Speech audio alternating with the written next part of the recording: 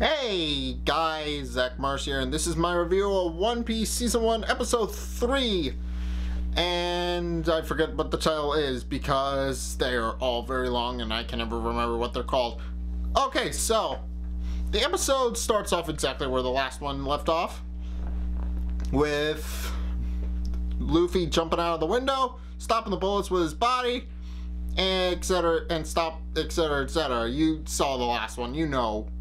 You guys saw the last review, you guys know what I'm talking about. So he jumps out in front of Captain Morgan's crew, stops the bullets, and then turns around and asks Zoro which ones are his sword, because he brought 3. And then Zoro reveals that they're all his and that he uses 3 different swords in combat, which is kind of cool. That's kind of a cool thing to do. And then the two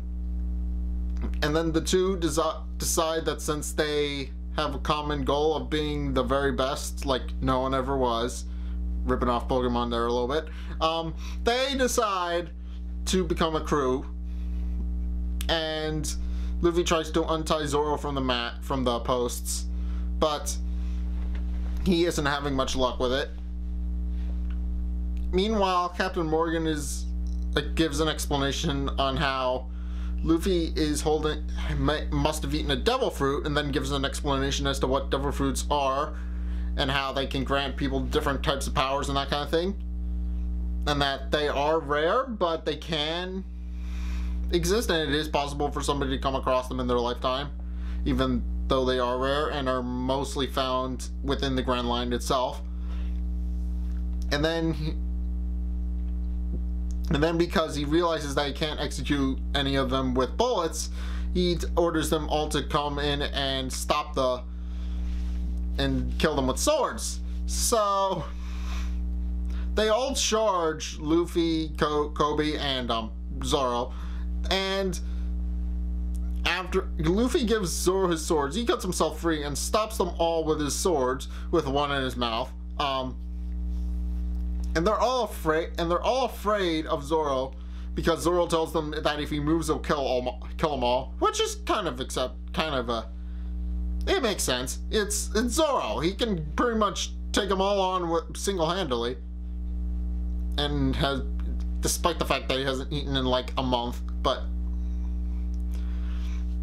And then Captain Morgan becomes upset and gets into a fight, and Luffy gets into a fight with him. And he is able to knock Morgan around a little bit, and reveals that he did in fact eat a devil fruit to Morgan and his crew. And Morgan tries to stop him, still tries to kill him by taking off his jacket and going all out, but just gets clocked in the jaw. And as it seems that Luffy has the upper hand, all of a sudden Helmepo, I think that's what his name is, he shows up out of nowhere and puts a gun to Kobe's head and says that if Luffy moves, he'll shoot Kobe. But Kobe says, don't let him push you around. I'll happily die and not get in your way. And then Luffy is like, well, you heard him, and then proceeds to punch Helmepo in the face from like a mile away, all while Captain Morgan is getting up behind him and prepared to hit him in the head. And it doesn't work, obviously, because he's a rubber person, but at that same time Zoro also knocks the wind out of him with his sword, which might have something to do with it. And with both the captain and his corrupt son defeated, the Marines finally rejoice at the fact that they are now free, and then they go get Zoro some food, because he hasn't eaten in a month and is pretty much passed out at that point. Meanwhile, Nami has been going through the Navy base, even tied up some guys, and is looking for a map to the Grand Line, and does find the safe where it's kept, but the map's not in there. Instead, there's a note from somebody named Buggy, whom I'm assuming we're going to see fairly soon, who it looks like he might be some sort of clown, pirate, which could be interesting. But yeah, he steals it, and then he steals it and left a note somehow. I'm not entirely sure how he did that, given that it's a base crawling with army guys. There's really no way that that could happen. And she's determined to find Buggy and get the map back. So she gets ready to set sail shortly before Luffy and company leave. And Luffy, Kobe, and Zoro are all sitting in the cafe, and they're talking about their grand ambitions, about how Luffy is going to become the king of the pirates, and Zoro is going to become the greatest swordsman ever. And while also discussing while also discussing with Luffy that, yeah, Luffy doesn't have much of a crew or much of a boat, but that someday he's going to, and that's enough for him. And right now they only have like 2 people, so it's not really all that big a deal.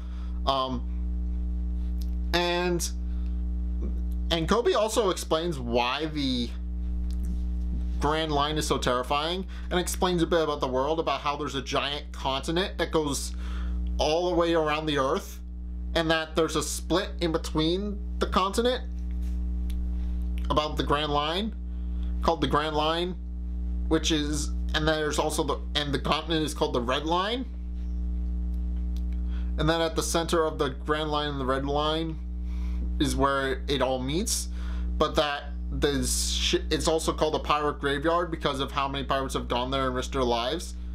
And they're willing, and Zoro and Luffy are willing to risk their lives, really, because, well, I mean, they're going to pursue their goals or die trying. Just then the Marines storm in and tell Luffy and Zoro that they have to leave, and try to throw Kobe out for a minute, until Luffy, on purpose, stirs up a fight with Kobe and threatens to bring up his past about his servitude to Lady Alvida, and Kobe punches him in the face, and the two get into a fight, and they throw Luffy out, and Luffy leaves, and meanwhile, and gets his boat ready to leave with Zoro in it. Meanwhile, and then Kobe realizes at that moment that Luffy did that on purpose so he could become a Marine, and then decides, all right, I'm gonna do this here now, and asks to ask permission to join the Marines, which is granted once they see how devoted he is to becoming a Marine, similar to how Luffy is devoted to becoming King of the Pirates, and decide to let him join on the spot. Meanwhile, and then as Luffy and Zoro are leaving in their boat, the Marines also loot, and the new captain also points out that he knows Kobe and Luffy are friends, and that he sure has one hell of a friend there, which is kind of a bittersweet moment, that they're willing to overlook the fact that Luffy's a pirate and let Kobe join of his own merits, which is kind of cool. And I don't think we're going to see much of Kobe until a bit, because there are pictures of him as an adult on the wiki, and I had to look around for his child form. But I'm assuming we'll see him in a couple of episodes or so, maybe a whole season or two, when he's a big, strong, strapping teenager who has been doing nothing but Marine stuff. And as they're leaving, they salute, and then the captain points out that saluting is technically a violation of Marine law. So they all go without dinner for 3 days. And Luffy also reveals that that his straw hat was given to him by a man we haven't seen yet. But given the episode roster, I'm assuming we're going to meet him next episode, possibly. But yeah, that's really all there is to say about that episode. I liked it. It was a fitting conclusion to this whole little Luffy establishing Luffy's motives and all that, establishing all the different plot points of the show about they're going to beat up a villain of the week, pretty much, and just and while also pursuing their dreams, varying as they may be. But yeah, I like this episode. It wasn't that terrible. It wasn't that terrible. It was actually kind of good. I liked it. There is a bit of it does seem to suffer from a few pacing issues, like I've seen other animes suffer from, except for One Punch Man, because they managed to get seven volumes worth of manga done in the first season, and I'm assuming that'll continue for the second season. I mean, One Punch Man is one of the few exceptions to the whole pacing issue, but for the most part, a lot of animes do seem to suffer from pacing issues. But that's really my only major complaint about how it kind of did take them. I mean, I understand why they split this second episode in half, because it would have been a little long otherwise, because it would have, or it would have been the same length, but they wouldn't have been able to pack as much stuff in. I can see why they did that. It's just a little minor complaint that I'm not really going to dwell on all that much, because it's not that big a deal. I mean, there's things that suffer from pacing complaints. I mean, there's stuff in the West there's stuff over here in the West that suffers from pacing complaints. There's Star vs. The Force of Evil and Steven Universe, which suffer from pacing complaints, because yeah, they do have episodes that are filler, but they claim that there's not any filler because there's no source material to go off of, whereas most animes start off as a manga and are made into the anime, which are then brought over here by Toonami and other different streaming sites and all that stuff. But it's not that big a deal. But yeah, I like this episode, even though it did have its issues. I mean, it had its pacing issues, but it's pretty good otherwise. I mean, it's pretty amazing otherwise, so it's not really that big a deal.